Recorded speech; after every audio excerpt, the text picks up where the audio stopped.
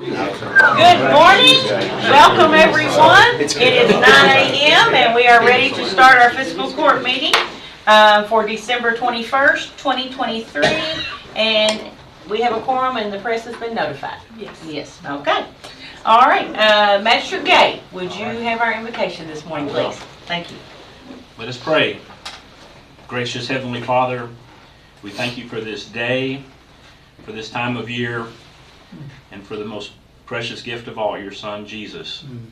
Help us to just forever be mindful of that, and help us to pause and take time to enjoy family and loved ones and friends during this special time of year. And Father, be with our court as we make the important decisions that affect the citizens of this great county. And Father, be with our military that stand watch around the world. In your precious Son, Jesus' name we pray. Amen. Amen. Amen. And thank you very much. You all will stand and join me in the Pledge of Allegiance. I pledge allegiance to the flag of the United States of America and to the republic for which it stands, one nation, under God, indivisible, with liberty and justice for all. Thank you. You may be seated. All right, next we will approve our prior meeting minutes, and that is December the 11th, a special called meeting. Have a motion to approve the minutes? I'll make a motion. Okay, a motion by Magistrate. Well, I saw Paul's hand going, Magistrate Bodner. Do we have a second, Magistrate Harmon? All right. Any discussion on the minutes? Seeing none, all those in favor of the motion signify by saying aye. Aye. Any opposed, nay? Motion carries. Minutes are approved. Thank you, Ms. Katina. Good job as always. Approve the bills. Good morning. Good morning. All right, in your all's packets, you should have got all the bills that we're going to pay today. The total is going to be $290,076.87. There are no last-minute add-ons. Wow. The motion we approve the bills as presented. Okay, I have a motion by Magistrate Gay, a second by Magistrate Sleeper. Any discussion on the bills? All those in favor signify by saying aye. Aye. Any opposed, nay? Motion carries. Elena, thank you for your hard work this year. You've jumped in here and kept us going, and we appreciate everything that you've done. Well, thank you very much for letting me, guys. Thank you. All right, now we have budget transfers. Ms. Darlene? Okay, yes. Very few, but I tried to reach on all the funds apparently. So I have one in general fund, legal fees to operating supplies for $1,000. Public works, insurance to advertising notices for $100. Joint jail, protective supplies to inmate hygiene kits, $200, and miscellaneous to the equipment grant for $1. EMS, I'm taking some of the reserve for education pay and putting it in the regular reserve. It's $28,000. And in ARPA fund, that's where I had put a bulk of the money just to be able to move into where it needed to go. So it'll be reserve to transfer, operate to new operating equipment for $11,850, and reserve to new equipment vehicles for $3,000. And altogether, we have a total of $44,151. Okay, do we have a motion to approve the budget transfers? So moved. Magistrate Sleeper, is there a second? Second. Second by Magistrate Gay. Any discussion? All those in favor of the motion signify by saying aye. Aye. Any opposed, nay? Motion carries. And now we have cash transfer, not trash transfer. Cash transfer. Say that 3 times fast. That could be good. No, we're going to try and take it easy. General fund operations to EMS for $200,000, and general fund operations $15,000 for fleet management. Okay. Do we have a motion to approve the cash transfers? So moved. Magistrate Bodner, Second. Magistrate Gay. Any discussion? All those in favor signify by saying aye. Aye. Any opposed, nay? Motion carries. Is that all you have? That is it. All right. Well, thank you very much. You have made it help us make it through the second year, your second year, my first year, and just appreciate all the work that you've done in keeping us all informed and keeping our money where it needs to be. Thank you, Darlene. Yes.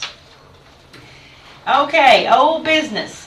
Victoria Timberlake, new home food pantry. Yes. All right. So I feel like I'm into the firing squad. They'll get to do all the talking this time. That's right, that's right. Okay, so last meeting you came and explained that you had purchased a piece of property, that you are now looking for funding to put up the new food pantry building. Yes, Okay. ma'am. Is there anything additional that you want to tell us, or? No, nothing has changed. Okay. Oh, no, that's not true. Okay. I did have 3rd Street United Methodist Church made a $1,000 donation specifically toward the building fund. So Okay. that's a good thing. Unless people say I can specifically put it there, then all of the money, excuse me, all the money remains in the buy the food out of account. Yes, okay. So I'm not taking from that, so Right. they have to specifically tell me to put it in the building fund. Okay. And they did, Yeah, so yay. that's awesome. Much appreciated. That's awesome. Yes, ma'am. So all the magistrates received the email and received the packet, so what is the pleasure of the court concerning this item of business? I'll make the motion that we contribute $10,000 to the construction of the food pantry. Okay, would you like to assign that to one of her specific items? We could, plumbing and sewer is on there as that, but I don't know that it necessarily has to, I guess if it needed to be, yes, but Okay, otherwise I would just make it as a general sponsorship and contribution to the much used and needed food pantry that I don't think its need's gonna go away anytime no, soon. I don't think so either. Unfortunately not, no. Okay, we Judge, have I'd a, like to second that motion and Okay. speak to it. Motion second. I'd keep it general if that's acceptable to Magistrate Gay. okay, And we had quite a discussion last meeting about the transfer of food. I know very sophisticated programs have existed in Louisville and Lexington for years, where retired people go to restaurants at the end of the day and contribute to more than one food pantry in each of those communities. I would like to reserve the potential that once the building is up and running, that we consider a future donation toward the cost of refrigeration either at the site or toward helping out with a transfer truck, so that any concerns that our health department has expressed in the past would be resolved. It's just going to be essential that more than just non-perishables come into your facility once it's up and running. And I know that that's an awkward circumstance for you right now. It's preventing a lot of much needed, much healthier foods than what we can offer in the canned variety. So Well, yeah, that would be historic. yeah, I know that restaurants are very concerned not to get involved in this unless they have some guarantees that food is transferred in an Yes, appropriate manner. yes, And therefore, a lot of it ends up sadly being wasted. yes, yeah, exactly. okay, so we have a motion by Magistrate Gay, a second by Magistrate Ellis, to fund $10,000 toward the building fund. That will be upfront. Darlene will take it out of the community involvement. Community development, yeah. Fund, and do that. So any other discussion? I just want to make sure, I mean, I'm definitely for it because I was last meeting. We do have the paperwork to show you're the 503, all that, you know, do you Did I have? send all that to you, Katina? I don't have, 501c3. If I can. I forwarded what I Yeah. had, which was just the building list Okay. materials and the pictures. And the pictures, yeah. Oh, I didn't send it. Yeah, yes, Yes. absolutely. Okay, Yes, just want to make since sure we're June or March treating of- everybody equal. Yeah, exactly. good. 2014. So yes, I can email that to Katrina. Would that be Katina? That's fine. I'm sorry. Yeah. That's fine. Yes. Yeah, that- I'll be. I'll forward it on. Yeah. Could you, Do you have any could you questions? also include with that, just a little snippet of a memo basically saying, please remit to this address? Oh, sure. and, Yeah. You know, how much our donation is worth until we have our minutes come through, we don't have anything to actually go by. for- Sort of a request letter. So Okay. that's a request. That's your- Okay. And the Yes. last question is, Sure. when the building's built, it'll be in the New Hope, the name of the building will be on the deed as New Hope Pantry? Will that be the deed owner? Yes, yes. Okay. So the way it reads right now, the deed to the lot reads New Hope Food Pantry Corp., like in the care of, and then my name. Okay. But So- it's not mine, it's Okay. all New Hope Okay. Food Pantry Corp. Yes, ma'am, so yes, we will do the same, it is a community building, it's Okay. not mine, it belongs to the 501c3, so, yes, ma'am. All right, any other discussion?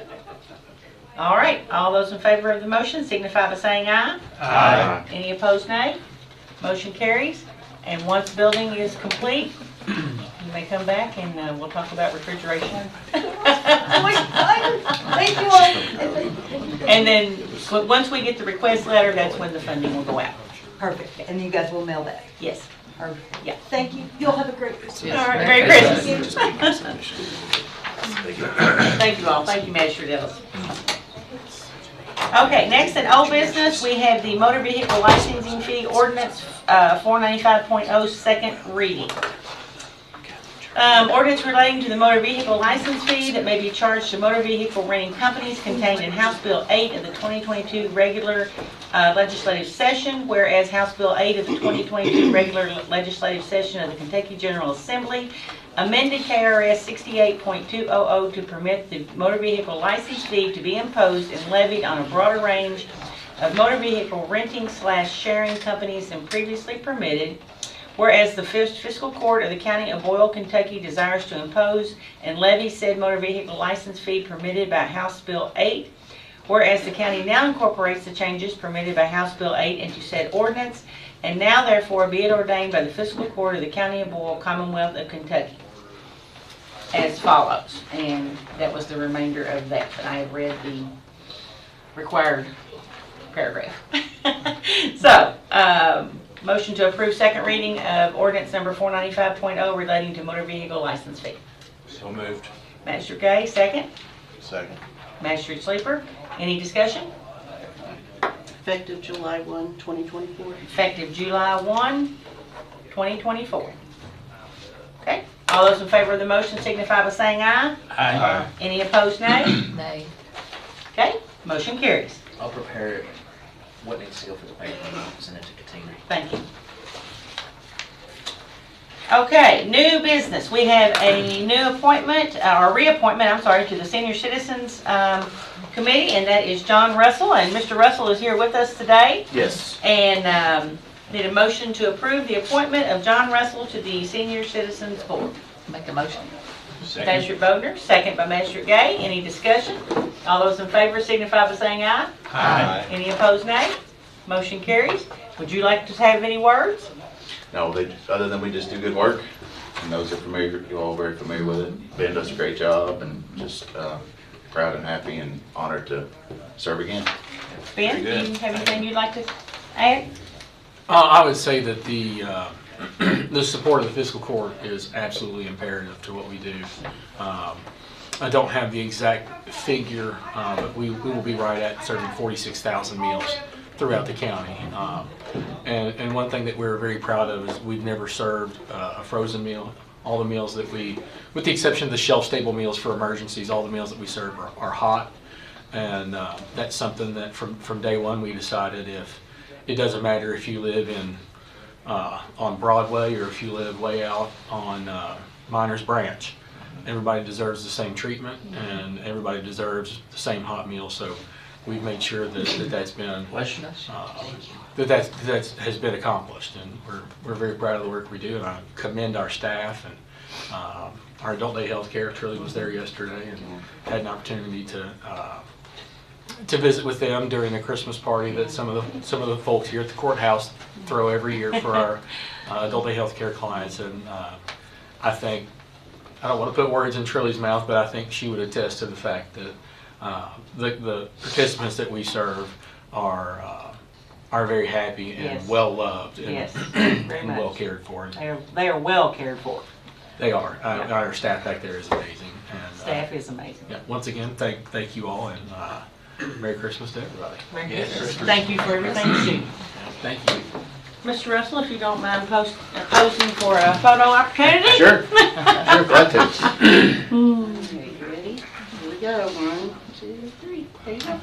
Congratulations and thank you for serving. No problem. No Appreciate problem. it. Merry Christmas, everyone. This is your certificate. This is me? Okay. Yep, Merry Thank Christmas. you. Merry Christmas, Ben. Thank you. Thank you all. Thank you. Right there.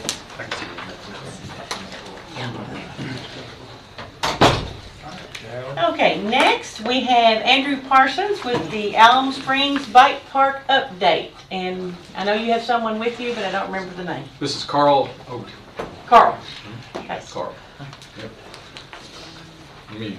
Please, yeah, yeah.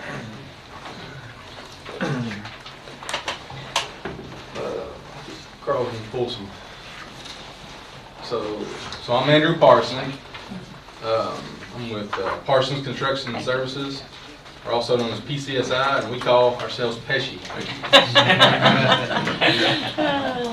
So we are. I'll give you a little background so you know kind of why we're even in this. So I grew up in construction, and then I also grew up racing bicycles. So I was a professional athlete, collegiate national champion, and did my whole career, pro career. You kind of fall apart at a young age in the stuff that I was doing here. So in order to keep living on the dream, I put together the construction and put together the bicycle racing, and we're still building trails to this day. So PCSI has been incorporated for 20 years now. So we like to say that we've been building trails before it was cool to build trails. So and kind of our mission has been, we have built some stuff in North Carolina and away from here, Tennessee area. But our passion is to stay here and build the coolest trails that we can possibly build in Kentucky. So I live in Kentucky, and that's where I want to be. That's where, we don't chase the crazy dollars out in Bentonville, Arkansas, and we stay here and we want to build cool stuff. So I'll just give you a little layout there, because I know for some the trail world and the trail building may seem just like it's a common construction company that comes in and maybe builds some typical simple trails, but there's so much technology into this now to make them right. So what we've done is Carl has worked on some of these renders, and then also we work with a group, AGT Engineering. They do a lot of our LiDAR work and then our layout work. So this may look like some squiggly lines up on the screen. This is actually overlaid on your exact property, and these routes have a purpose. So just like your green route here, we've laid out to be an outer loop that can be used for an easy beginner route, or it can be used for a NICA racing league. NICA? Yeah. Would you give us the exploded version? So that's a high school mountain bike racing. What does league. it stand for? I don't think, what is it? National Interscholastic Cycling Association. Okay. I don't do well with acronyms. Right. Yeah. So, so that's a pretty new thing in Kentucky, but it's really blown up. So the racing leagues require a simpler trail. So that's a simpler trail. So it can also be a hiking trail. It can also be a simple biking route. It can just be a leisurely, just go check out something, or it could be your NICA racing league. So that's kind of the basis of this layout that we have. And what we do, we look at slopes and contour layouts. So you're not just usually our climbs are trying to be in a 2.5% range, so that's why they're laid out in that manner. And then we have everybody has packets, yeah. So we have multiple layouts off of that route too. So you do have a pretty good little downhill slope. So you have a pretty cool property, and we're trying to maximize the use of your property. Generally, people like going down the hill better than they like going up. Yes. I love that part. So you know the outer loop kind of gets you to the top in the easiest manner, and then you have, simply put, just really fun runs going down. And then inside of those routes, you have multiple skill levels. So generally you have like a green level, which is easy, blue level, which is intermediate, black level, which is more expert. There's even double blacks and all kinds of small nuances in between all those. So we've kind of laid that out, and we feel like that would be, you know, your best routes on the property. You don't have a huge property, but you have a really cool and unique property. Kentucky's we're kind of elevation challenged, you know, in the mountain biking world. So, but you all just have some little magical knob that decided to pop up in the air. So, you know, that's the cool thing you got going there. Hey, Andrew, just real quick, this is my lack of understanding of mountain biking, but are these one-way trails? The green trail would be multi-directional. The interior trails would be one way, starting from the top to the bottom, yes. Okay. Yeah. Would the green trail be conducive to hybrid biking as well as mountain biking, or is it strictly mountain biking? I mean, it would be more mountain biking, but I mean, it'll be simple enough. You could ride on it with a hybrid. Do I think it would be the best thing for a hybrid? No. But yes, I mean, there could probably be people that would be on it. I mean, I'll put it this way, so maybe not so much hybrid, but you could run a lot cheaper bicycle on it. So you could, you know, a $200 Walmart bike would still be fine on that route. A $200 mountain bike probably wouldn't be good on the red route. Did you say that they could also use the green as a walking? Yes. Yes. Right. Yeah, and then, like, you know, you try to control with signage about kind of what's going on, so people aren't just acting like complete heathens on those. But on the interior routes, that's when you let loose and try to have some fun. But yeah, we're really into the one way bike trails. So I guess leading to the point of this is actually it's been filled in landfill, what, 30 years ago or? Let's see, was it 40? 40. I think it was in the 40s, 30, maybe 30 Right. years ago. So we have some renders. I don't know if that's the first one we need to start with or not, but yeah, so it works. So our idea here is, which it does require a lot more dirt and material, but you know, to our understanding and what we feel is right, is that it would take a certain field level to each bottom route is basically about 80 truckloads of triaxle dirt. On the bottom of these routes. So what we think would look cool, now we're a little over the top on the rock here, we're just trying to give the idea of like kind of what's going on, but we think you would feel, so you would actually go over top of everything that was in the landfill. It would actually be a raised bed. And I have some other pictures of showing some areas that we've done similar to that. But we feel like it would be a really neat to hold the dirt, just to have some more boulders and that set above the ground. Aesthetically, it'd be really neat, and then it would just hold the dirt and it would hold up. So one of our big things is it has to be sustainable, no matter how fun it is. It can be the funnest trail in the world. It don't matter if it's not sustainable. So sustainability and over time is really where, you know, is really what we strive for. You're going to have maintenance on any trail, but the longer it can withstand itself without you know, tons of work is always better. So how often would you have to bring dirt in? Like after the project? Yeah, once it's completed, then how often would you have to replace the dirt or replenish the dirt? I don't think that's something that, I mean, you don't wouldn't intend on really ever doing that. Yeah, okay. I mean, you know, if you decide, if it becomes this hottest place in America and you decided, you know, 10 years from now you wanted to go bigger and badder, you know, maybe that, but yeah, okay. I don't really see, because the armoring and the seating that you do out there, I mean, I mean, there's nothing we've ever built that's not there today, so I don't. So the initial cost then would be all it is, there wouldn't be any like annual or every 5 years you gotta bring in another truckload of dirt and, Just to sustain it. The bringing material, no. okay. Cutting up a tree, it depends on how good your public works is or how good the volunteers are. So that's hard to say there, because there's all, there's. Sure. Sometimes you got Joe down the street that's the best bike rider in the world. All he wants to do is work on your trail every day. He wants to be the coolest trail steward in America. Yeah. And sometimes public works Yeah. kind of works with that some, or, so that's a huge range there. So it's hard to answer that, but as far as just material, no, you don't, that's not something that you. I understand you're gonna have maintenance, right, like yeah. little Right. ridges and Sure. rut outs and things Right. like that. I know Right. you're gonna And have that. Kim, the Kentucky Mountain Bike Association said once, if we decide and it becomes a park, they will help with maintaining the trail. Like, they'll find a steward that will help us go in and make sure the trees are, but they don't maintain the whole park, but they maintain the trail. So Right, I okay. thought that was really Yeah. good. Well, related to the judge's question, this isn't a multi-phase, this is a one-and-done project that we could add to in the future, correct?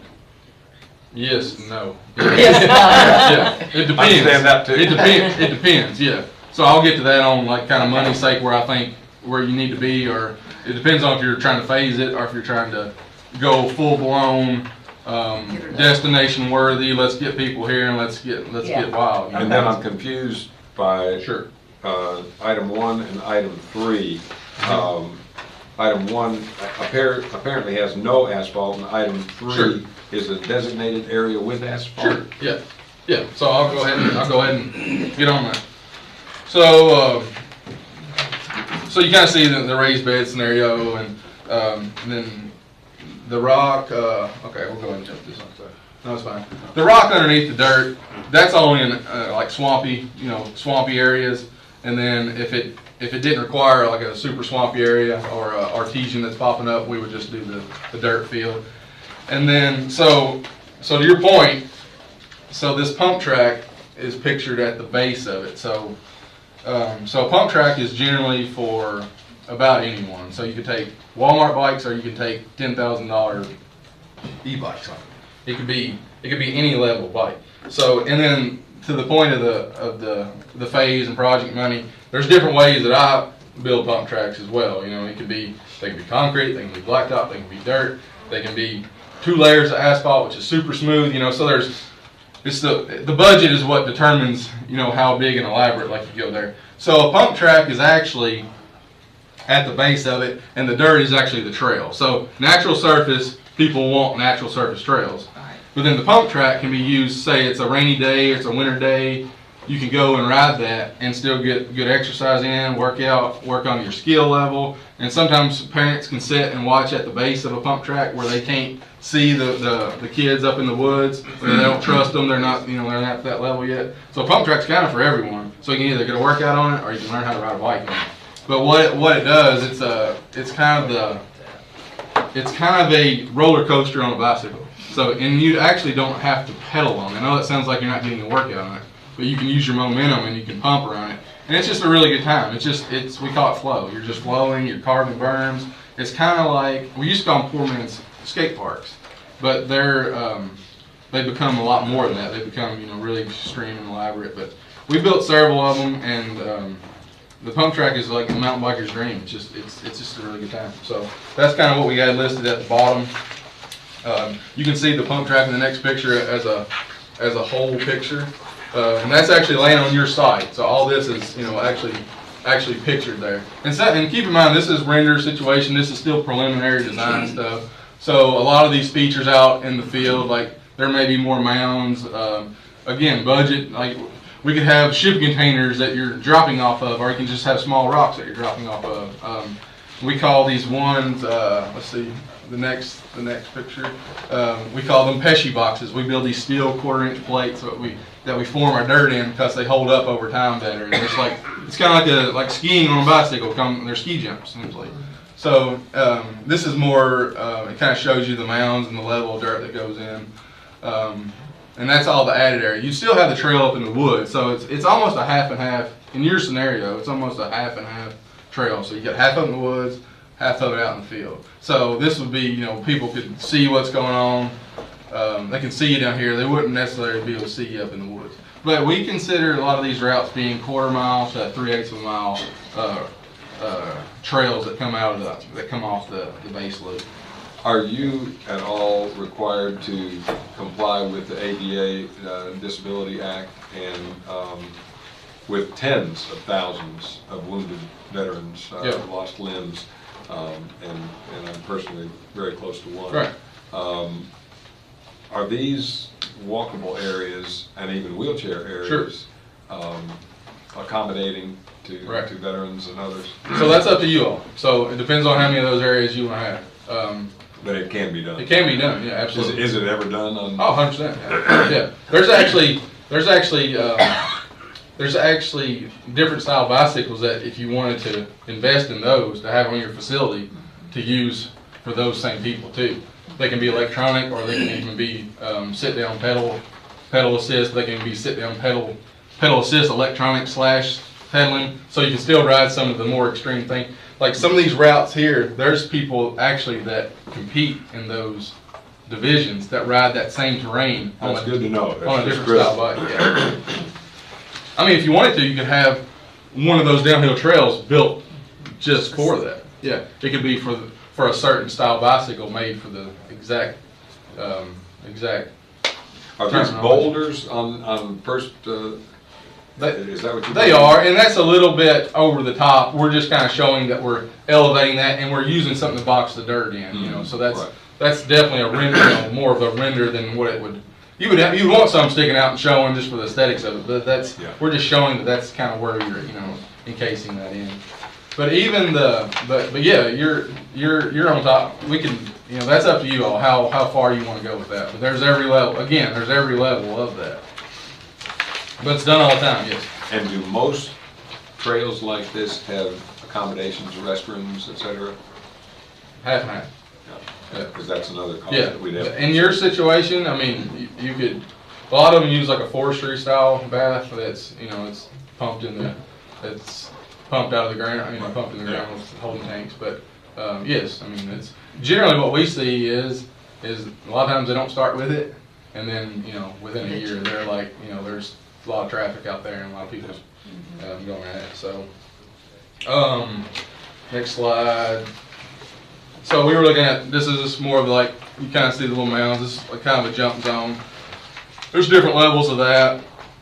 Generally, you want people to have fun and get, get some air time, but I know it looks kind of extreme and a little bit over the top, but it's also, we build these knowing what speed level you have. So that's, a lot of times we're asked like, well, what measurement is that? There is a lot of seat of your pants feel, so that's when it becomes kind of an artist scenario, knowing, just filling those things out. We have guidelines but your hillside also dictates how big and how bold, and we fill those in, and we call them case pads to make them more safe.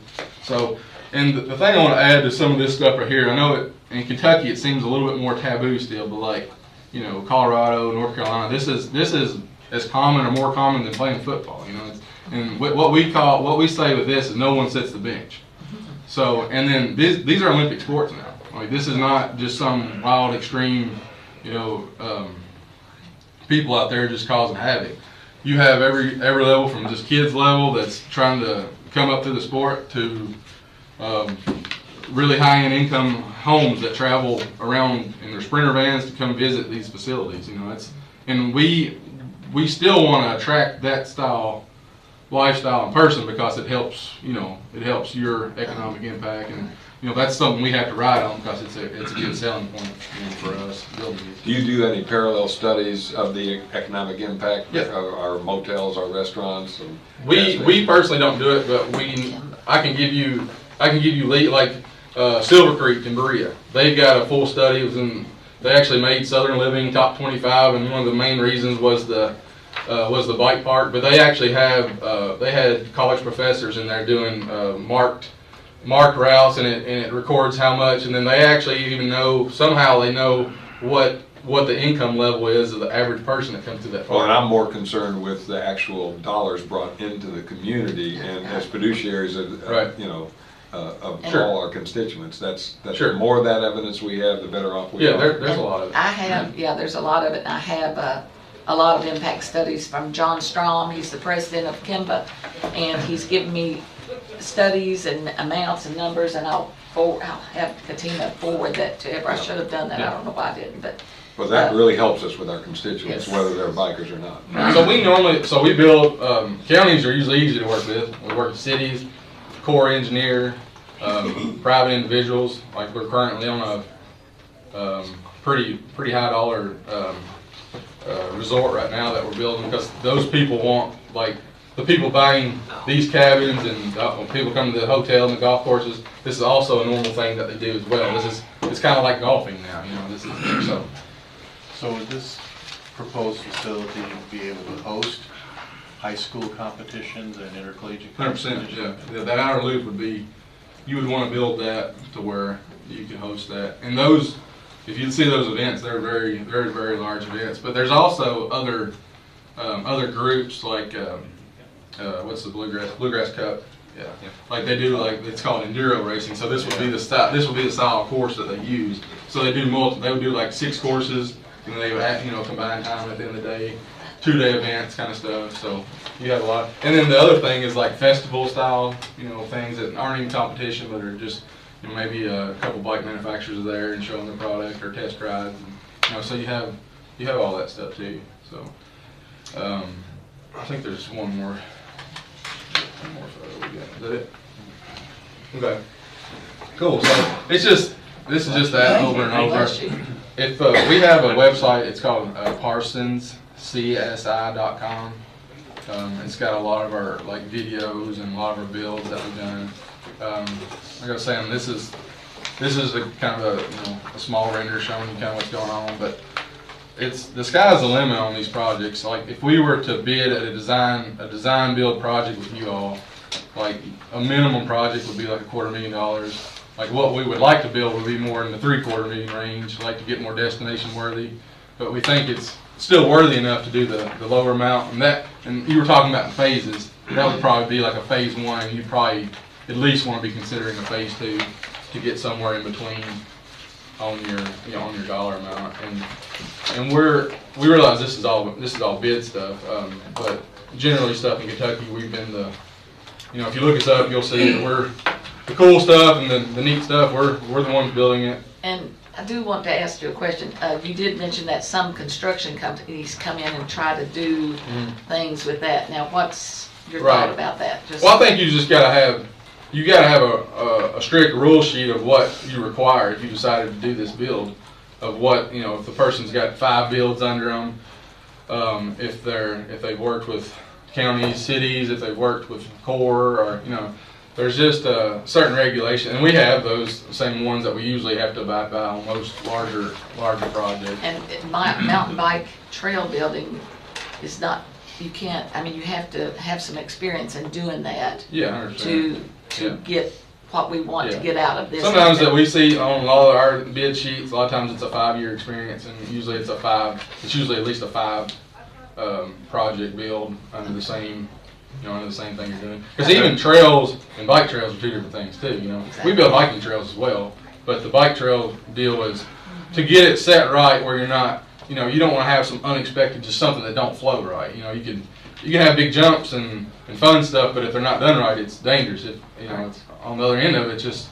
It's not, obviously somebody can break their arm riding a bike, or it probably will happen, honestly. Right. Yeah, but You can do that out in your yard. sure, but there's ways of doing this, Exactly. and I'm sure you all have KCO insurance. I'm not Yes, sure. yes. Yeah, so some of the places that use KCO, it's fell under the same stuff as like the ball fields and.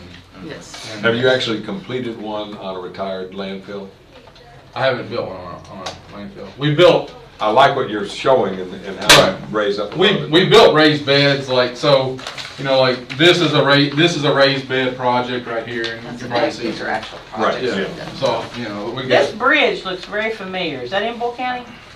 No, No? that's in Curry County. Looks very familiar. Yeah, and we're really into bridge. Like that's one of our signature pieces. A lot of times is the Western Arch, and then we always like to build a really cool bridge somewhere. So we look for a valley to stretch a bridge across. So that's. And I like that you know, once again, as a nurse, I think if we can get the kids out and get them on a bike trail or get them hiking or walking or get them out away from their technology for a few minutes, you know, that's a really good thing. And the economic impact, I have sent that, the Kimba economic impact, I've sent that to Katina and she'll share that with everybody. She has. And she already. If you all look up Bentonville, Arkansas, that place is like, so they're invested almost $250 million because it just keeps bringing in. They're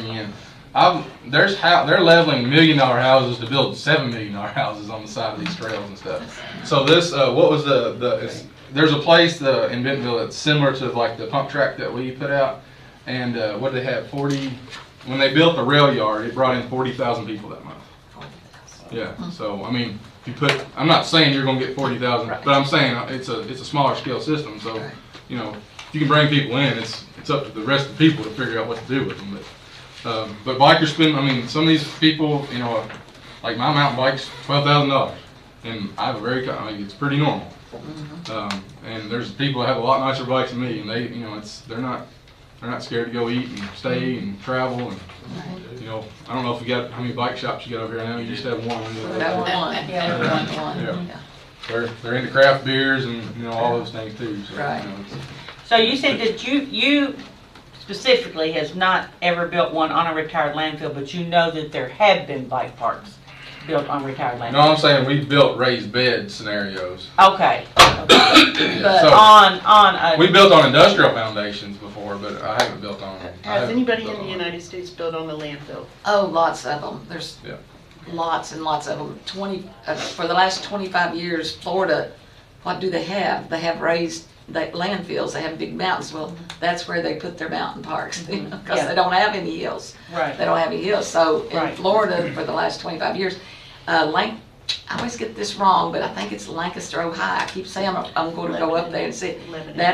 Is it Lebanon? See, I say it wrong every time. We've got a Lancaster and a Lebanon, and I get them wrong. I will say with a mountain bike trail, you're usually utilizing ground that just usually can't be. It can't be used for something else. Yeah. Yeah, and then but it's perfect for the mountain bike trail. Right. You know, it's like you probably can't build your factory on that hillside up there. You can build the coolest mountain bike trail in the world. You know? Okay. On the whole landfill thing, sure, because that is obviously an issue we've got, and I understand and I agree that this is a good use of that land and of landfills. Yeah. But have you researched it at all as far as when in the process do we need to get approval from the Division of Waste Management to proceed? Because I don't want to proceed. I have the EPA letters that I sent to them, and I've got them still stored here. I started this back in January, I think, and I have their letters, and I can share those with you also. But they said yes, they recommend using the out. They do not want us to do it at all. You know, they say it's okay to do it, but they recommend certain areas, but none are off the table. None areas. I guess my question is because I think you told them that just in concept. I guess at what point does the plan actually have to be, and does a plan have to be approved by the Division of Waste Management? Well, I think obviously before you break ground, you know, if you decide you want to do it, right? There's a dollar amount you was fine with. Like we would have to, so I use AGT, and they're really good with watershed numbers. Right. So that would be one of our big things that I would want. And then I think you'd have to have geotechs, and I think that'd be a big deal to. And where are we? And are you all the ones that are doing this? Do we have budget numbers at this point in time? And I guess that's why I was even sharing with like where I think it's at. You know, that 250 to 750. Yeah, because you know, people. We would have to bid it out. Yes. And then, go ahead. No, I'm just so there's no way of getting an estimate. I mean, 250 to 750 is obviously a big range. I mean, he could give you an estimate, but then if we get estimates from everybody else and they're not the same, you've got to have the same thing. So when you put it out, you've got to have apples to apples. That's why I think it's a design build scenario. You know, if you all just kind of set some type of budget, I can show you what could be built. Like we want to build a $10 million project, you know, but you know, it's obviously money's a real thing, and like so so that's the thing, like, so those pump tracks, they can be built with dirt, and they're 25,000. You can build one with 1 layer asphalt, they're 150,000. You can build one really slick with armored sides on it for $250,000. So there's like, it's like, what level are we trying to pitch? You know, we can seed the sides of jumps in fields for not a lot of money. When we stack and build steel boxes and lay cedar log ties, you know, it's triple the money. You know, so it's. Andrew, is it possible to engage with you as a professional service to walk us through the permitting, the approvals, based on a design that we collaboratively come up with, and take that to the state, wherever we gotta take it? Is that what you're saying? On the you can do for environmental us? level? Is that, Yes. Yeah. Are you saying that you can get us from here to Frankfurt, to Washington, wherever we gotta go, with a design? And, Yeah. and I have names, I've talked to everybody you can talk to, and I've got people's names that we can talk to that can help us, Yeah. especially the Division of Water. They're real interested in us to going through and getting the permits, and I can share that all with you too, Yeah. and with the courts. And the language is as important as anything on what you're, you know, how you're doing it. So if we took this, Like our design is like, we've got, I feel like your design here, that's all light art, and that's been walked and looked at and engineered, and slopes on a computer that show you the different slope. Like, that's awesome. I don't know, you know, as far as how many routes and how cool we go, you know, that's the money side. but we could take this with you Mhm. through the permitting process. You could help us with that. Oh, sure, yeah. Yeah, So but- this design here, you're saying is at the $750,000 mark? The design you're presenting today? Some of the renders are, I'm still in between everywhere on it. So, that design, every route, yes. But you don't have to take all those. Like, you don't have to take every single one of them. Okay. Yeah, and then we also, each route can, like, this don't have to, just like I was saying, the pump track, like, I can go bolder than that, or I can go less. That can have a fence around it. It can have concrete in the middle and all drain work, and, you know, so this is a kind of more of the pump track I laid out is more of a intermediate money wise. But- So for okay. 750,000, could we get all of those trails? You get every one of those trails, 750, yeah. That's what I want to know. Yeah. Yeah. So wouldn't it be wise to take this to the Frankfurt and say, can we do all this? Yes. And then if they say yes, then we can decide internally, can we afford to do all this? Right. But we Yeah. know if we pick and choose, we're cleared. Right. Right, Right? right. My concern was just saying, hey, I got a $750,000 project for y'all to do. Like, if you all don't have that anywhere close in your budget, it don't help, you know, anybody. So Right. that's why I'm always saying, like, Right. there's flexible. there's multiple avenues. Layers. Yeah. Yeah.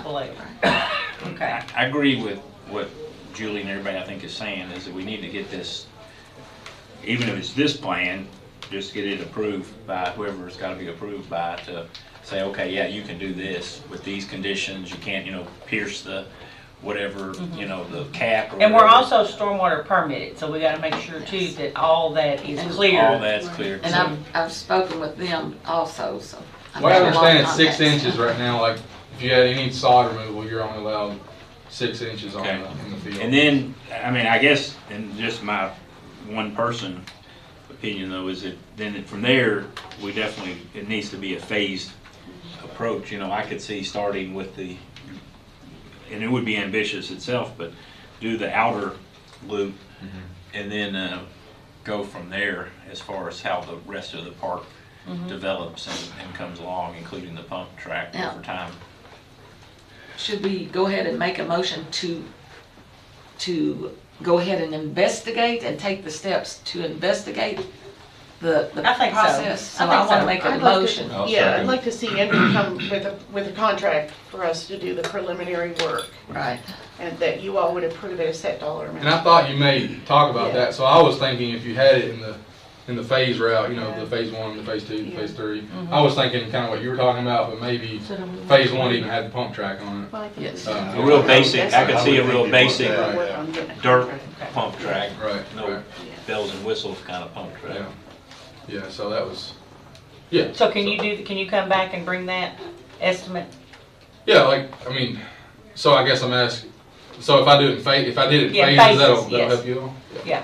phase one, phase But the two. most important part is to shepherd us through the permitting process. Exactly. Yeah. And so whatever that costs. I'll we need to my know. engineer, he's really Yeah. good at that stuff. We don't wanna be, we don't wanna be digging on something that the EPA comes out and like Right. hacks us Right. across We the don't road, either. so, yeah. Right. Unless We don't we get either. that approval, there's no Right. sense even continuing to Yeah. have all these conversations. Okay, so we got a motion on the floor from Magistrate Bodner Second. that we, and a second from Magistrate Ellis, that we continue investigating the feasibility of the bike park and make sure that we are, Approval by Division of Waste Management. thank you, Magistrate Gay, that right there. And I'll the EPA. I'll give all my. And EPA. And whoever else, Okay. all relevant agencies. Okay, so everybody clear on that? All right. Those in favor of the motion signify by saying aye. Aye. Any opposed, nay? Motion carries. Andrew, thank you for your presentation. Appreciate it. We look I'll forward to I'll get you some working names with and you. numbers of all the. Helping us. Good. and Yeah, then- check Jump us through the out, check hoops. our webpage out, and haul around and see what all we've done. Thank you, Carl. Come ride our trail, and make any Yeah, Thank you, bikes. Carl. I'm ready to get it going. I Merry do, but I'd Christmas. have to dust it off. Tired. Blackey County has, that's pretty close, like, that's a lot of our cooler stuff next to you all. And Berea's just right up the road, it's Yeah. a pretty cool park. Yeah, Yeah, Bree's probably even closer. yeah. Thank you all. Y'all have a great day. Merry Merry Christmas. Christmas. Judge, Yes. before we move on, I would like to commend my seatmate about an extraordinary amount of work that Magistrate Bodner has Yes. already done here. Yes. And answered some of the questions that I posed to them, but she already had done the research, so Yeah. thank you. Yeah. Excited. Yeah, they don't charge to ride these bike parks, do they? No, I didn't No. think so. no. And if you charge for something, then it's more liable area. So if it's free area, then it's like, You're biking at your own risk. At your own As risk. much as that is a thing. exactly. Okay, next on the Depending on your attorney, agenda, right? Yeah. Jailer Brian Wofford. Come on down. I'm gonna go back and tell Santa Claus I'm gonna need a new mountain bike. Hey, 2 or 3 miles from your house, maybe 4 or 5 Yeah. at the most. Dishwasher quote. So you all should have the quotes, and they kind of range from, I think, 27,000 to, well, 15 to 27,000. I'm gonna recommend that you all would consider going with the CT Design and Equipment, get the Hobart machine. One, since we built Hobart dishwashers here, and the company that's selling this is local, that's gonna be doing it, so keep our money here locally. Okay. And it has the best warranty, so. I'm And requesting- what is the warranty? I don't know if it's on this one or not. Okay. When we were looking at it, we just kind of, It says 1 year 1 year parts, parts. labor and Yeah. travel time during normal working hours. Yeah. Okay. Now, Brian, in all total, it's nearly 37,000, right? yes. Let's see, 36,784.15. Yeah. Yeah. I'll make that motion. Okay, have a motion by Magistrate Ellis. Is there a second? I'll second that. Second by Magistrate Gay to purchase a new dishwasher for the detention center from C&T Design and Equipment Company in the amount of $36,784.15.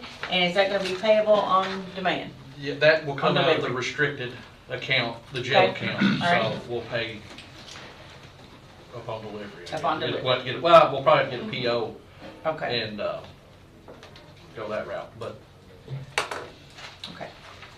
All right. Any discussion? I thought that was one of your other duties as assigned, was that you were the dishwasher. let me tell you, I wear a lot of hats, that's one I don't care about wearing, there's a lot of trades. You won't wash them for 37,000? No, sir.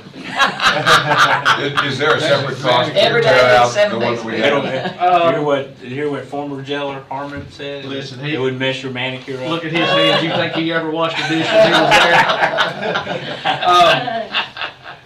That, or we can remove it and surplus it, because what we've done is, well, it's been there since the original, I guess, since they built the jail, and then when KSD closed out the building over by CVS, we actually they had the same kind of dishwasher, we pulled some parts off of it. In that process, we've been using those. So it's, the big thing is we have to make sure it fits the same footprint in our jail, that everything will go back in because, the space. But, that's no problem. We can take that out, or if they'll take it. No big tear out cost. No. I've got 2 great maintenance guys that can, and inmate labor, so we can take that out and have it ready for them. We may be down a day, have to, use styrofoam trays or something, but other than that, it shouldn't be a big ordeal. And they're gonna take out the old one and put in the new one? Now, I don't know if that's on the bid. We'll take it out if we have to, or they can take it out, however we want to, however we need to do it. Okay, it says removal and disposal of existing equipment. Okay, so yeah, or the Okay. quote, I'm sorry, it's not a bid, it's a quote, yeah. Okay. All right, all those in favor of the motion signify by saying aye. Aye. Any opposed, nay? Motion carries. Next. Good to buy local. Yes. Yes, definitely. Tina's gonna get mad at me, I couldn't get all this in time, so, Uh-oh. not her fault, it's mine. No. I'm gonna let you take the blame for it too. That's One of the things I do want to kind of give you an update on, I need to do my quarterly update. So when I came on out there and worked for Barry as a PREA captain, we partnered with Bluegrass Rape Crisis Center. So anyone come in said they'd experienced any kind of past sexual abuse, we would refer them to Bluegrass Rape Crisis Center. So now Bluegrass Rape Crisis Center has changed their name to Ampersand. So instead of us waiting, someone comes in to report it, because they may not feel comfortable, especially if a female comes in and there's a male deputy booking her, she may not feel comfortable sharing her past abuse or past history. So I met with Anna, and so they're going to start coming in and actually providing those services. So we're going to create another way for them to be able to find help, to try to get treatment, mental health treatment they need for recovery. So I wanted to add that, something that's kind of changed here recently. So the first sheet you have, this is it goes up from January 1 to 12/18. So this gives you the total number of bookings and releases. So this is everybody came through. So you can see Mercer County was 584 bookings, 570. And our bookings are going to be higher because there's leftover people from the year before. So that's why that number's different.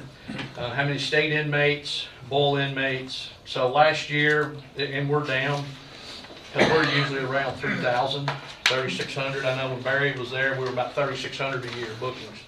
So our total bookings were 2,321 and 2,396 releases. As of today, we're 50 Boyle inmates, 33 Mercer, 5 for other, 83 state, and 169 total. And we finally have all of our cells are COVID free. Good. So we were at 5, went to 2, then went back up to 3. But we did get our new light bulbs, our UV lights in, and then with 7 days, you can see it drop. So they're working. So we do have the new lights in. I think that's paid for out of canteen money. So that's no cost to the county. So those things do work. And then the other, you should see the homeless breakdown. And I know Master Sleeper was kind of interested in that. So I just had them run a report. And this kind of gives you a breakdown of the homeless people that's actually coming through the detention center. So total for the year is 49 inmates. New bookings, those were 45. Rebooks were 4. And then 12 are no longer staying in the homeless shelter. What page is that on? Yeah, we don't have that page. That's the second page. Yeah, second page. Yeah, we're going. Yeah, it's the second. Starts. It's for the whole year. Yes, up until 12/18. I don't have that one. Okay. I don't have that Is one. it not in there? Not in mine. And not, It doesn't say homeless. It doesn't say homeless on it, so that's. Well, I've got Yeah, two. that's it. That's I'm sorry. it? Oh, maybe you might be missing a sheet. yeah, I think. Yeah, I've got 2 for that one. Well, there you go. Yeah, she stole yours. Yeah. I got it. Took it. I got you. I got you. Okay, yeah. Okay, that's good to know. Looks like this. I'll give you this one. Do you want me to go make some copies? Yeah. How many copies? Yeah. Yeah, so apparently the printer One, didn't. do you need a copy? Should be 2 sheets. Top Four, one says three. homeless breakdown Do at you the want top. me to I'll do that. So, and then we broke it down by quarter. And it kind of, we added in there, charges with a felony, misdemeanor, how many kind of charges go with it, but that's just, print out. May still be on the print. No, well, could be, but they should put it on the But, Okay, well, while she's doing that, do you want to do the sick call? yeah, so what we'll do on there, we'll go ahead and move to the third sheet. So now I know my KRS and Magistrate Harmon, you'll have to help me on this because I'm not really for sure, but I know KRS says, you know, the Boyle County Fiscal Court sets the amount of fees we pull from, if somebody comes out and puts, you know, $100 Yeah, you did. on an inmate's books, you all set that fee, and it used to be 50%, and you moved it to 25%.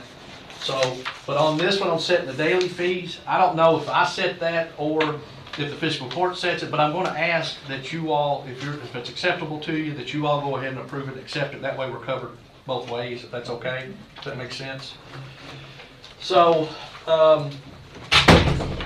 our old sick calls for county inmates was $15, and state inmates was $15, and over-counter medication, and this is per course of treatment, $7.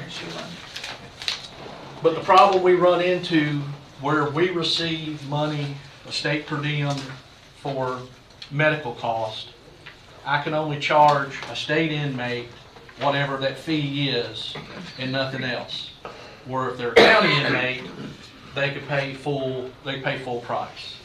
So when I sat down, I kind of called some other jails that's similar to our size, just kind of see what they're doing because the costs are going up. Trying to be financially responsible and still compassionate with folks, especially with like the homeless and coming in and be able to kind of meet in the middle. So these are the new, starting January 1 will be our new medical fees. So sick call will go up to $20 per visit. Their copay would be $20. State inmates copay prescription is only up to $20. So that's where we've had the problem. I've got a state inmate now that's costing us about $80,000 a year for one medication. All I can charge him is $20 because we receive the financial for medical care. Now, if it was a county inmate, they could be responsible for the entire amount. So, but I can't do that. So we're going to bump up our over-the-counter medication to $8. Then a county inmate for dentist labs and X-rays will be the actual cost. So, but what we've been doing is we have a dentist that comes in and you'll see anywhere from 12 to 15. He charges us $450 to show up, to bring his equipment and everything. And then what we'll do is we'll divide that. If there's 12 inmates see it, we divide it, and that's their cost. Of course, state inmates always charges up to $20. And then I'm bumping up our drug testing to 15 from 5. Okay. So you'd like fiscal court to approve the new fees for starting January 1. Okay, is there a motion to that effect? Motion by Magistrate Harmon, second by Magistrate Bodner. Any discussion on the new fees? Okay, all those in favor of the motion signify by saying aye. Aye. Any opposed, nay? Motion carries. Is your association going to introduce anything in the next General Assembly since it starts now in 2 weeks to give us some more financial relief? Well, we're kind of hoping the lawsuit. So we're waiting. It's kind of, we don't want to get the cart before the horse. So we're kind of wanting to see where we're at with the lawsuit. They're still doing discovery on those. So hopefully at the next meeting I'll know, and I'm usually on the committee that goes to Frankfurt, so I'll be spending a lot of time in Frankfurt with our association and have a better answer the next time. My concern is since they're still in the exploratory stage, by the time they go home on April 15th, it'll still be in the exploratory stage. Yeah. And just this one patient that we have with the $9,000 or $10,000 drug per month is just exhausting our constituents' funds. You know, and that's the thing, we had to buy, and of course I've shared this before, a prosthetic leg, and you know, he was basically in the facility for 3 weeks more after we purchased and the state released him. And we have to pay that as taxpayers. And so, and I've said this before, I don't think it's fair that a county should have to subsidize state inmates. That's just, and that's what they do in the detention center, so, and, they kind of use. That's why I think that lawsuit is gonna fall in favor of the jails. I do too. So that's one of the big issues I have. We all have, as jailers, and Barry can tell you, we've talked about it many times when he was stand up here, so. You want to jump back to the Okay, homeless? so we'll jump back to the homeless, and like I say, I just should have the 2 sheets. So we broke it down in 4 quarters, just to kind of give you an idea of our homeless population, and kind of where we're at for, our community. And then, while you all are looking through that, our heaters in the Sally Port are being fixed. We've got the parts in. The washing machine that we had to replace the motor in was actually the new washing machine. So it wasn't the old one. So I'm sorry, the dryer. We had to replace the motor in the dryer. It was on the latest one we bought. It's not the other one. So, but it was under warranty. It was under warranty. Good. So it was. And then the other dryer is probably giving us some issues. And like I say, they said when the motherboard goes out, you're done because they don't make it anymore. So we're going to probably have to look before the next month or 2. We went ahead and get a new.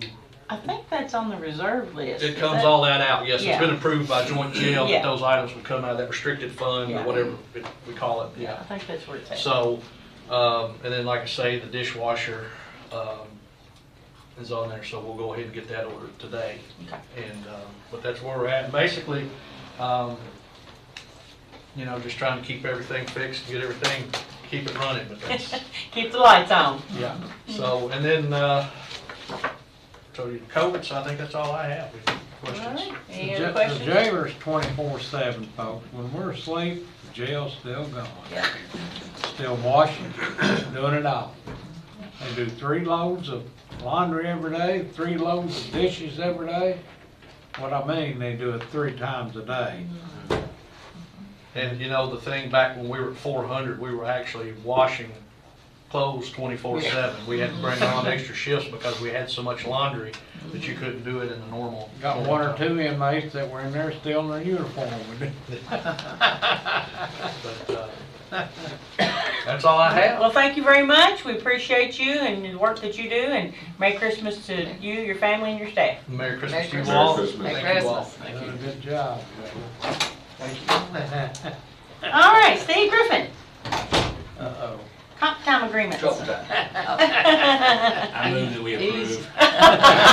You better wait and see what he's got. Have y'all seen the list? Yes. Okay. It's long. Okay. And the reason for that is we started asking twice a year now to sign for comp time agreements rather than when they're just hired. So Okay. because when you're hired, you see all this paperwork, you don't even know what you're doing when you sign them. So Yeah. it's a little bit cleaner. So Right. anyway, I ask for your approval for that. All right, we got a motion to approve by Magistrate Gay, second by Magistrate Bodner. Any discussion? All those in favor say aye. Aye. Any opposed, nay? Motion carries. Merry Christmas. Thank you, Merry Christmas to Steve. y'all. We appreciate everything you do for us and the county, and Merry Christmas. Merry Christmas. Thanks, Bill. Sheriff Bottom. Uh-oh. Welcome. There it is. Come in, come in. Come on in. Hello. Hello. Good morning, everyone. Good morning. Morning. We are here to give you all our budget for 2024 to be looked at and recognized. Okay, court does have to approve budgets. So, a motion to approve Sheriff's 2024 budget. So moved. Magistrate Gay, second by Magistrate Bodner. Any discussion or any questions? All right, all those in favor say aye. Aye. Any opposed, nay? Motion carries, budget's approved. Sweet. And then the salary cap. So I signed in the right spot this time. I think so.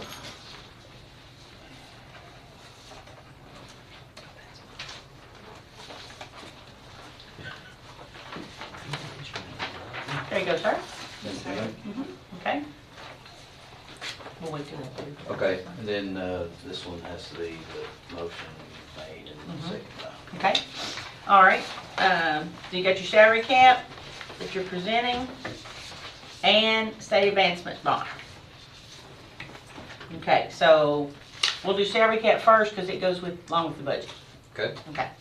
You want to present or you want me to present? Yeah, if you have it, I gave you the paper. Sorry. Okay, that's okay. That's all right. Okay, so we have $976,500 for the sheriff's budget, $250,500 for fiscal court budget. Total salary amount is $1,226,500 for deputies, assistants, and other employees. I make a motion, we approve the sheriff's salary cap. Second. Okay, I have a motion by Magistrate Gay, a second by Magistrate Harmon. Any discussion on salary cap? Well, related to it, you full staff now? Oh, yes, sir. You are. Good. With the So- 3 added positions. So will the overtime, will that be less in the coming year, you think, or will you still need, I mean, is that It just? will be, in my opinion, probably less. Okay. If the 6 positions that I presented, if we had 3 more, then it would be. Totally. Well, it wouldn't be totally gone because you still have court, if you arrest somebody, you have to come to court and you have to pay for overtime there, so. It should be down. Okay, all right, good. Won't ever totally go away. No. All right, all I those in wish, favor? but, and we wouldn't be taking people to jail either, so. All those in favor of the motion signify by saying aye. Aye. Any opposed, nay? Okay, salary cap's approved. Now you have state advancement bond. And does everybody know about the state advancement bond? Everybody clear on that? Okay, the sheriff can borrow money from the state to help compensate monthly expenditures. And they have to apply through the state, and then it's a repayment. So every month they'll send, or at the end of the year, they'll send in and they'll pay back the state advancement bond. And if you don't pay it back, you never get it again. And that's right. Okay, so the estimated advancement is $525,000. Make a motion, we approve the state advancement bond. Motion by Magistrate Gay, Second. second by Magistrate Harmon. Any discussion? All those in favor of the motion signify by saying aye. Aye. Any opposed, nay? Motion carries. All right. Those are yours. Thank you, ma'am. All right. Thank you all. Anything else?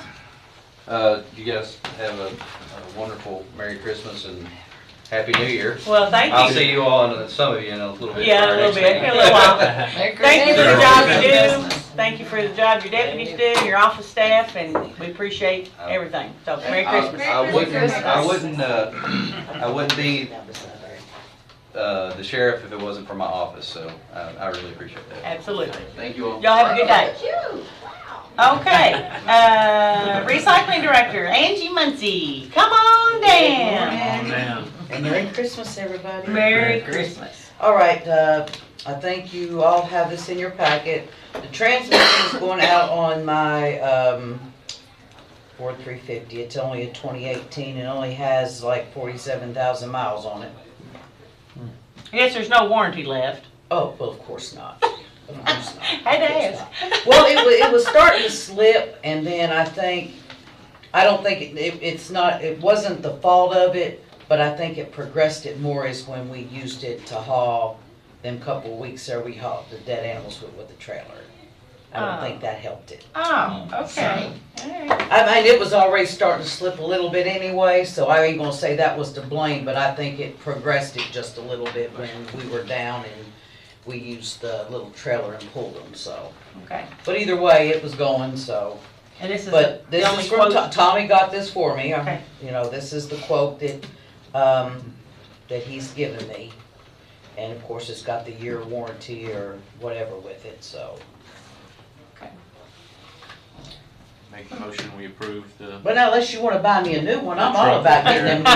Make a motion, we approve the truck repair. Santa says no truck this Well, year. if it wasn't for just the 2018, I wouldn't ask, but I mean, a truck is only 2018 and 47,000 miles on it, I mean, Yeah, okay. I can't believe that trailer. I can't either. I have a motion to approve a new transmission for 2018 Ford F-350 for solid waste and recycling. Is there a second? Second by Magistrate Harmon. Any discussion? Yes, Judge. Over the past 4.5 years, oftentimes I've said, we really need to buy warranties. We, thinking about the dishwasher that we just bought, we had a brand new washing machine, and 3 days before the warranty went out, the pump went out. I'm sorry to say that built-in obsolescence is such that in going over 50 years without buying extended warranties, from a personal standpoint, we are now doing that. And in the future, I want to give every consideration to buying extended warranties on what we're buying, because 40,000 miles, that's almost inexcusable that a truck would have that kind of a problem, and it's a better investment to do it on the front end, I believe. And they just don't make things like they used to.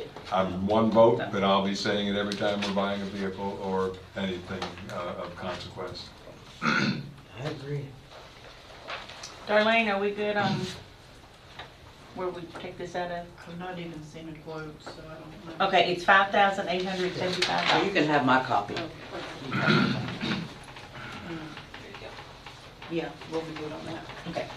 Transmission's $4,900. To remove it's $850, and then program computer system is $125 for a total of $58.75. Any more discussion? Okay. All those in favor of the motion signify by saying aye. Aye. Any opposed, nay? Motion carried. Thank you. Get you a new transmission. Keep up the good work. Thank you for everything you do and your staff. Thank Merry you all for Christmas. being great. All right, County Road Supervisor, Roger Johnson. Morning, guys. Good morning. And girls. And girls. And ladies. And ladies. Oh, they're guys. Yeah. We're just part of the guys. That's right. I've got an update this morning on the Perryville Convenience Center. We've put in a new entrance out there. We're not using it right at the moment because we're still got some work, some fencing to put up out there. So, you know, it's going to be a lot better line of sight and everything. So Has the tile been put in? tile's been put in. We actually got rock in there, and then there was an I guess over the years or years ago they put in a lot of rough rock and it growed up in trees, so we've been trying to clean that up a little bit out there too, make things look a little neater and nicer out there. And then I think Mr. Ellis has got, I can't think of the guy's name, he's gonna help us out maybe with Mr. some Barrett. trees. Mr. And, yeah, with some trees and stuff, so, to put out there. So that's just an update on that. And I do have a guy that's gonna put the fence up. Okay. We got an Mr. EPA on that? No, not Okay. yet. Okay, that's Not fine, I yet. was just curious. Yeah, no, of course, it's going to do with weather and everything else now, you know, Yeah. so that's on that part. But that's all I have on that. If That's anybody have any good. questions? Thank you for the about it or progress anything report. like that. I'd just like to make a comment about what the crew has done out there. The judge and I went out there, 2.5, 3 weeks ago, something like that. and walked with Roger. It was an absolute mess, and you can see a subdivision right in behind that mess, so that's extremely Yeah. important. And then even the fact that one other historic community is right next door, and they consider 68 Perryville Road, I consider 150 Perryville Road, but with the proximity of folks visiting our community as tourists coming from Harrodsburg to Perryville and then on into all of Boyle County, it's going to look a whole lot better come spring when we get a new fence and a new set of trees out there to screen that. And then related to that, I was going to report this in the round robin, but the Crawford House is going to be tremendously improved by a private sector individual who has already begun work on it 2 weeks before he signed the papers yesterday in Frankfurt. So Yeah. thank you. And there's actually going to be a different fence put up through there where the Perryville sign is, so that make it look real nice and neat. It'll be a real welcoming sign and Right. landscaping coming in from that Perryville Road. Right. Good Good deal. deal. The other thing I had was bid openings for blacktop and for stone. And we have got, cause y'all have that down there. So anyway, I'm asking for y'all's acceptance on that to okay those So two things. Alum Company for Alum Company. asphalt. Yep. And Coel Stone for the stone. Stone or rock. Yeah. Yes. Okay. All right. Motion by Magistrate Ellis. Second. Second. Second by Magistrate Bodner to approve the stone and asphalt bids. Any discussion? And all in favor signify by saying aye. Aye. Any opposed, nay? Motion carries. Did you use much salt the other day? We did put out a little bit, you know, wasn't much. We had, of course, courthouse. There was just a strip through here, and it was mainly on our county end of it was mainly out Chrisman Lane, Chrisman Spur, Chrisman. I can't remember that other little road out there, but anyway, that's Chrisman Circle. Yeah. And that's actually the only two places we had, so we did throw a little salt on it, and anyway, yeah, everything's all Not gonna good. have a white Christmas. No. Might have a balmy Christmas. Yeah. Well, it all depends on what side you're working on that part of it.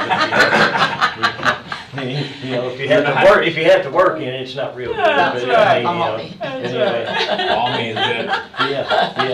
Yeah. Well, thank you, Roger, for all your hard work. We appreciate Thank you all for the stepping up year, and taking you your know. position and your Yeah. employees and everything you Yeah. all do to keep the county going. Yeah, I appreciate the court and everybody for putting up with us. You know, that's a We need thing you. I really appreciate. We got a made it. year in. That's and right, we made it. and so, you know, we've learned a lot and all that, and really appreciate y'all's patience and everything we've done. Well, you So all have a y'all- very Merry Christmas. Yeah, y'all do the same. Merry Christmas. Thank Merry you. Christmas, Roddy. Okay, County Attorney, Chris Herron, solar ordinance update. Yes, I had emailed Mr. Ellis and Mr. Cullen a template kind of a solar ordinance, but there's a lot of things to fill in the blanks. Okay. And it's a model ordinance that I found, and we still need to add a lot of things, like deciding different areas of whether you're gonna, what kind of permits or you're gonna require, if you're gonna allow certain types of solar being installed, the heights for ground solar installments, like how high you're gonna go. Also, things that need to be added include, which I reviewed about 10 different solar ordinances from other counties, but trees that are installed around these fences that you also have to install, and whether or not they're going to be through three-wire barbed wire fences or what, and the heights and so forth. So there's still a lot that needs to be added to this, and so I'm kind of just waiting to hear back from Magistrate Ellis, Magistrate Cullen. Let me know what I need to add to this to put it in there and be able to amend what we already have in place. So. Okay, I think you all are sort of the solar committee. Right, yeah. Yeah, Judge, I hope everybody will look back to my July 19 email that I sent out. I did not get any feedback on that. Chris, I have done a significant markup of what you sent us, and I know Jason and I have talked, and Julie and I have talked. Judge, I'd recommend that we had that meeting on the 9th of October, and I'd recommend that our small work group get back together with Chris as soon as we can. Okay, we'll schedule something. Because you know, this would be easy to go through and find common ground. And Chris, I'd really like if we get feedback from all the other magistrates on my July 19 email.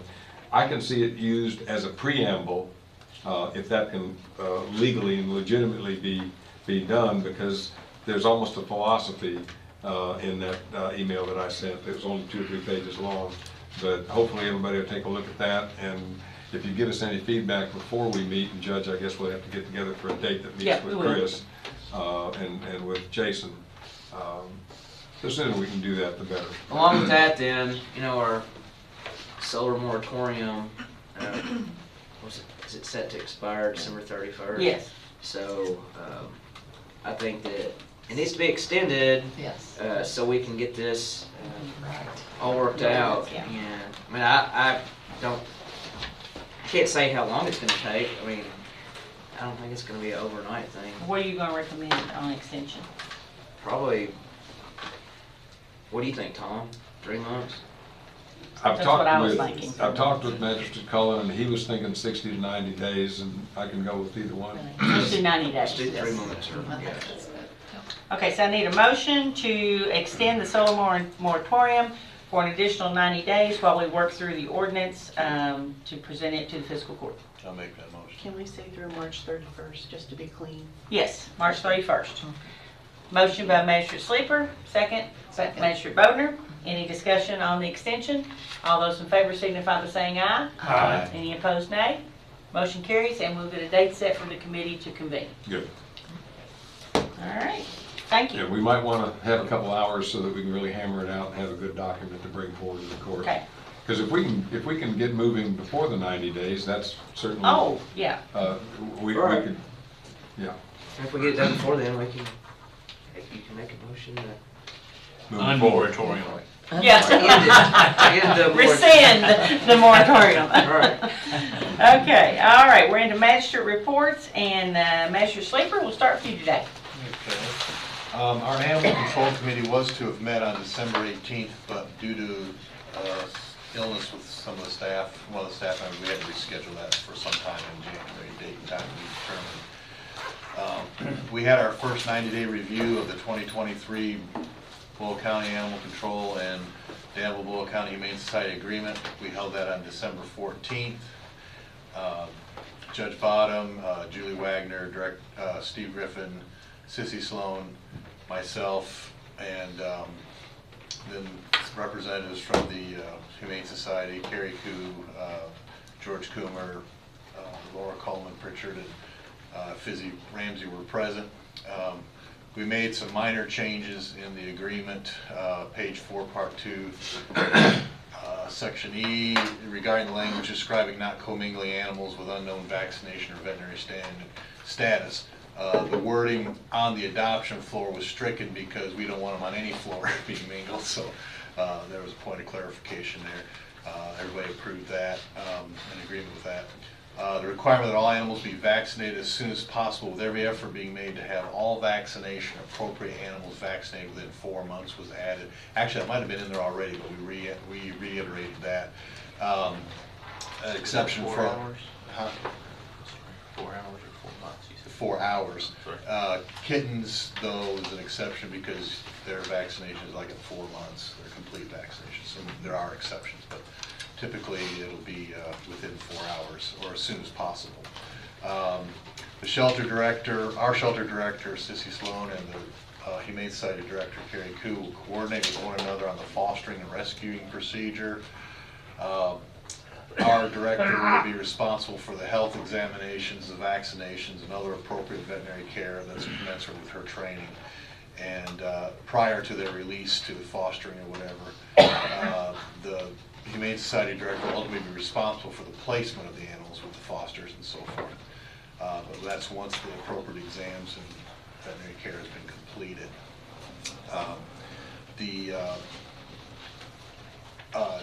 Chairman George Coomer of the Humane Society expressed the need to allow our 2 directors to work together on the daily operation of the shelter without interference from their board members, so we appreciate that. And while there will undoubtedly continue to be issues to work out, the general opinion of those present is that the partnership is on a more favorable trajectory, and we will review the agreement again in 90 days. Our Citizen Advisory Committee on Animal Care and Control met on December 11th, and the county extension building, and Paws in the Park, which is the name of our big community animal care event, will be held April 20th with a rain date of April 27th at Jackson Park from 10 a.m. to 3 p.m. And the committee is currently preparing to send out invitations to like prospective sponsors, animal welfare providers, food vendors, veterinarians, animal supply vendors, and manufacturers, agencies, musicians, etc. We're going to make it a really big event for the community. So Jackson Park, I walked it yesterday, and there were concerns about water, electricity, restrooms, and parking. There's probably parking for at least 80 vehicles between the different areas of the park. And then I only saw one porta-john, so might need to work on that.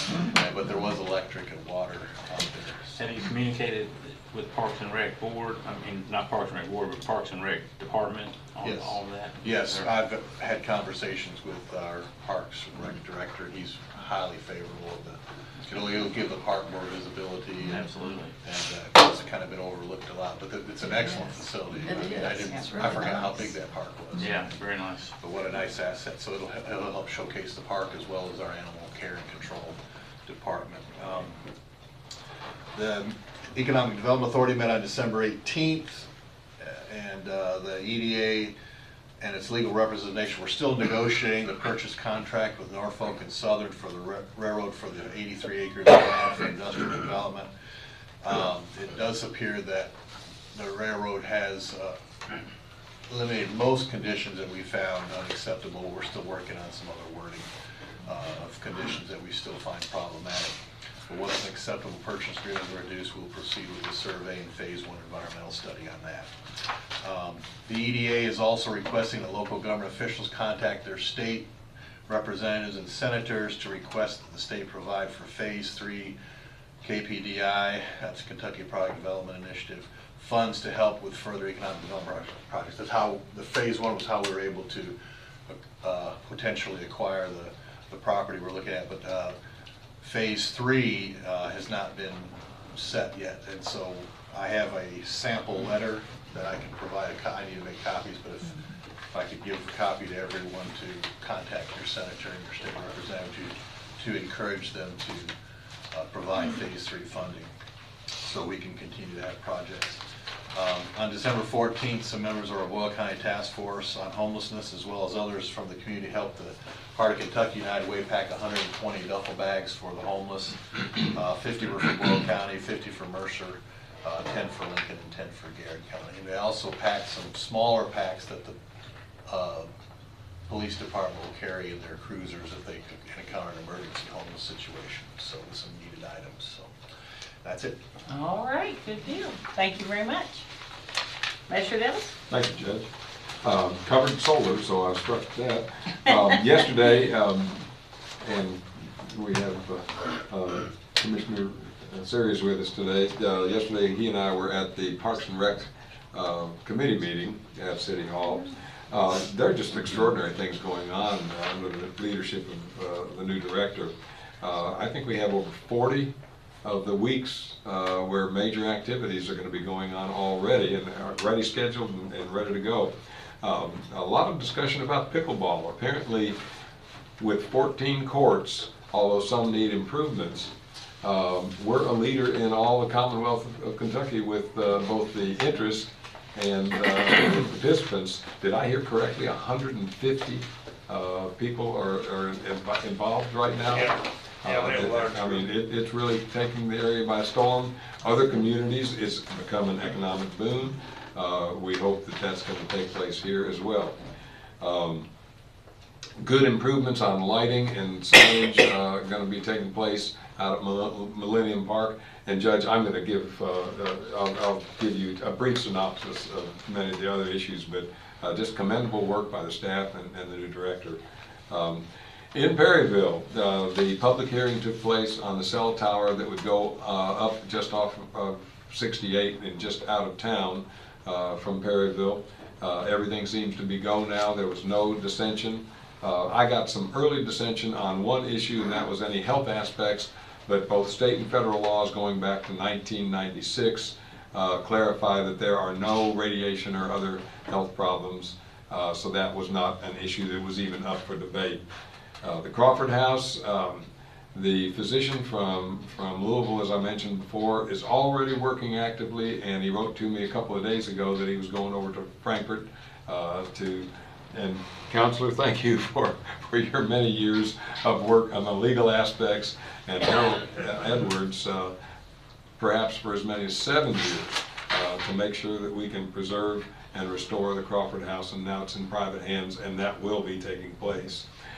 There's interest now that the library fund was in the newspaper from the community leaders, and although he's not here, not on the screen with us today, I have to commend Magistrate Cullen for the work that he's done to help us in Perryville to get more interest in some funds for a library and a physical place that we can have a library in Perryville.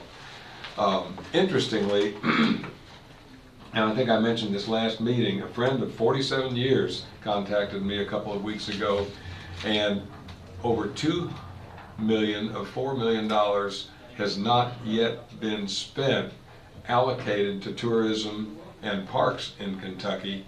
And more than a rumor was going on that the finance cabinet was going to say, well, gee, if it's not being spent, let's just roll that back into the general fund. Some great activity, including a direct contact from that same physician who really has the interest of Crawford House, but for the battlefield, he has contacted the governor and the governor's staff to assure that those funds stay available in the new budget year for tourism and parks, because we have desperate needs for $200,000 or $300,000 immediately at the battlefield, and could use more for new facilities to be built there, including ADA qualified, which is just not there at this point. The General Assembly starts in early January. Please be aware that annexation will be a huge issue. Solar, I'm sure, will be an issue as well, and I'm hoping, as I said earlier today, that jail reimbursements will be addressed in some way, shape, or form, because I'm not optimistic at all that that litigation is going to be settled by then. And then finally, the governor made his budget proposal early this week, and there are some opportunities for county funding that Julie and the judge and I have already communicated briefly on, and that we'll be pursuing anything that we can go after in that aspect. Other than that, Merry Christmas, travel safely if you're leaving. God bless everybody. Thank you, Magistrate Ellis. Magistrate Bowden? I don't have much today, except we did go through the Junction City parade, Judge Bottom and I, and we had a good time. I had to do this a few times to make sure I stayed on. I'm not a very balanced person, so we had a beautiful set-up trailer. Public Works did that, and a great driver. And Ryder did a great job, and we just had a really good time. It was really fun, really neat. A lot of people out. Nice parade. It was a very nice parade. Nice weather. Not perfect weather. Then I want to say how excited I am about progressing on my year-long project that I keep pushing forward, and I'll get all that information out to everybody. And Merry Christmas, Happy New Year. All right, thank you, Magistrate Bowden. Magistrate Harmon? Wish everybody a Happy New Year, but get through Christmas first. That's right. Yeah. Have a really good Christmas. Hope you're healthy, your family's healthy, because health is something we take for granted every day. Sure do. Sure do. And appreciate all of you all. And Judge Bottom, you've done a really good job. Thank you, Magistrate Harmon. And I think it's the county attorney you got with you. He keeps me in check. But we do thank all of you. Anything about the Lord's chicken today? No. Okay. Magistrate Gay. I also want to wish everybody a Merry Christmas and Happy New Year, and tell everyone how much I've enjoyed being a part of this court and working with each of you all and getting to know each of you better through the year. I think we have a great court that works well together and to move the county forward, even through all of that 45, 55% or whatever of Magistrate Ellis's district. But no, and also want to ask that we adjourn in memory of Lawrence Hogue, who passed away and is one of our World War II veterans and the recipient of a Purple Heart and a Bronze Star. Was he 98? 98. 98. And he was one of the last, he not one of the last, but he was late going into World War II, and so it kind of gives you an indication of kind of where we are on our World War II veterans. As we all know, it's a diminishing treasure of our country is our World War II veterans. Yeah. Thank you. Judge, point of personal privilege, I held this purposefully until all of the magistrates had made their comments, but I too want to comment on Lawrence Hogue, and thank you, Jane.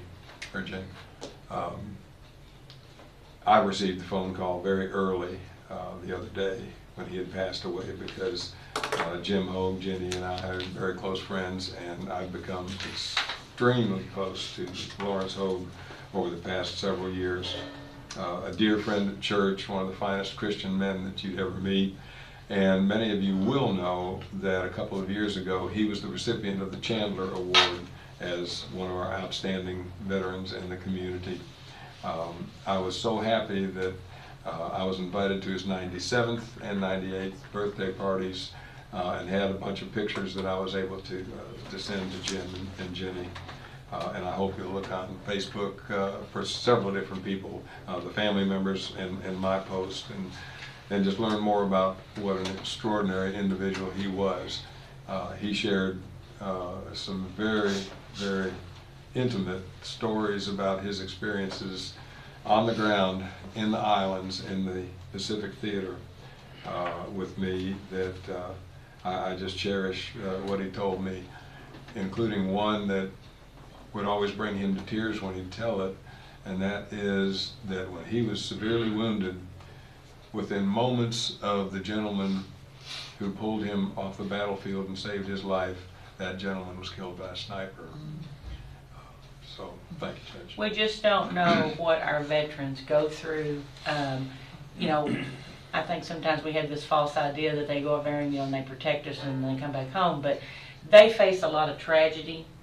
They face a lot of hardship, and they see things that we could never ever imagine in our minds.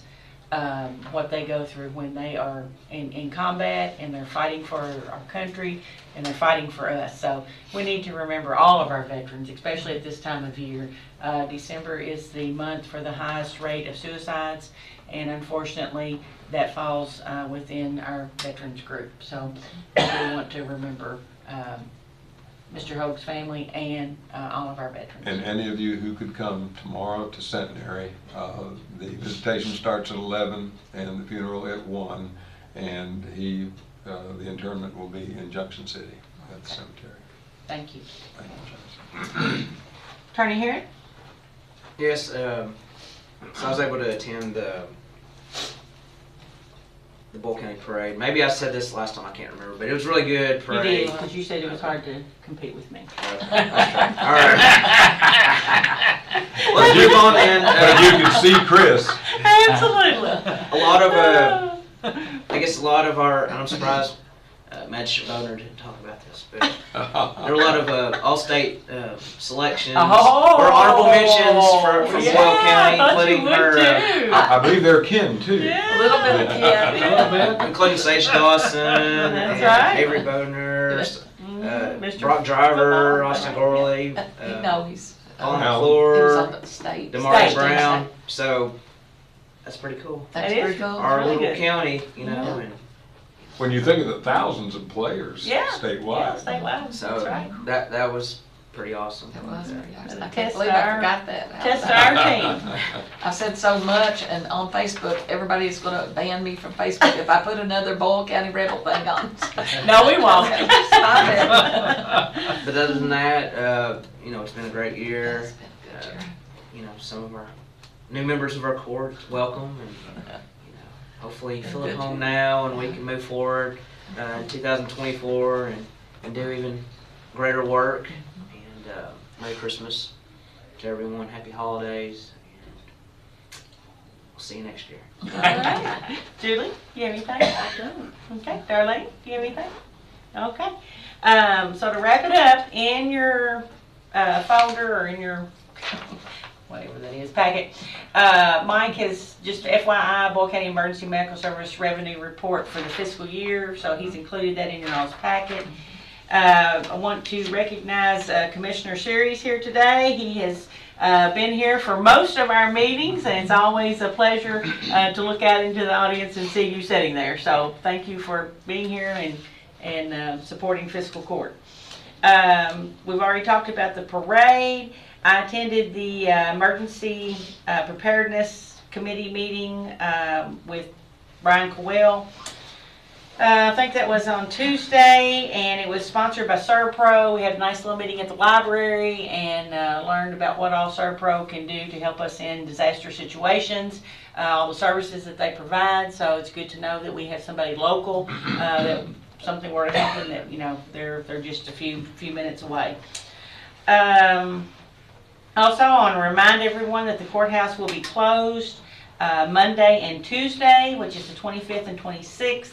And also next Friday, the 29th, and January 1st, which is New Year's Day. So I just want to remind everybody about that.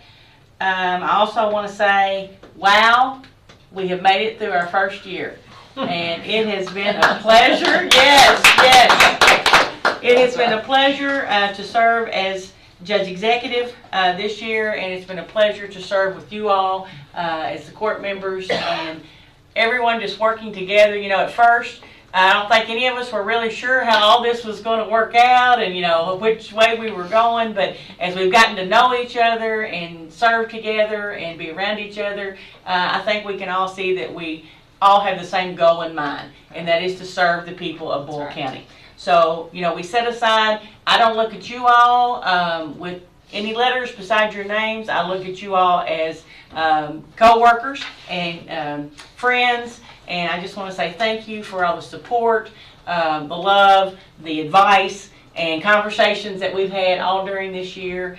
And I just look forward to 2024 and what it's going to bring and how much better we're going to be able to do things and provide more services and better things for the people of Boyle County. So, and thank you to Chris for all your advice this year, and Julie and Darlene for everything that you all have done to help the county and fiscal court move along this year. So thank you all. Oh, I forgot to say one more thing. Go Cats. Even the Cardinals are playing in a couple days, I think. So Merry Christmas and Happy New Year. And we do want to adjourn in memory of Lawrence Hogue and remember him and his family and all veterans during this time of the year. So if I have a motion to adjourn. So moved. Magistrate Ellis, second by Magistrate Gay. All those in favor signify by saying aye. Aye. Any opposed, nay? Motion carries. We're adjourned. Happy New Year. Happy New Year. See you next year. Now we're off the record.